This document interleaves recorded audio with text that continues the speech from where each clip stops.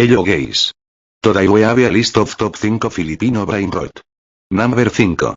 Wi-Fi. No! Ang hina ng wifi! Hindi na ako makapanood ng Bimba!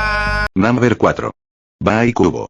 Bahay kakakubo! Kahit munti ang halaman doon ay sari-sari putang ina. Bakit may paa, singkamas at taloong, sigarilyas at mani, sitaaw, bataw, patani, kundool, patola, upot kalabasa, at saka mayroon pa ang labanos, mustasa, sibuyas, kamatis, bawang at luya. Sa paligid-ligid ay puno ng linga. Number 3. Tung tung tung pakitukitung. Tung-tung-tung pakitong-kitong alimango sa dagat malaki at masarap. Kay hirap hulihin sapagkat nangangagat. Huwag nyo kong hulihin kung hindi sisipitin ko yung betlog nyo. Gigiti gigiti gigiti gigiti gigiti gigiti gigiti gigiti. Number 2. Putanghina, nandito na naman sila. Putang ina! Nandito na naman sila!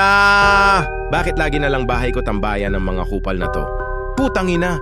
Hindi ba kayo hinahanap ng mga putang inang magulang nyo at lagi kayo nakatambay ditong mga putang ina nyo? Mag-uwian nga kayo at magsiligo kayo mga tangginang nyo? Honorable mention. Number 1. Turon turon turon turon turon turon sahur. Turon, turon, turon, turon, turon, turon, turon, sahur! Turong may pamalo, Pinoy na tung sahur. Mama, wag mo ko paloob. Thanks for watching. Please like and subscribe for more videos.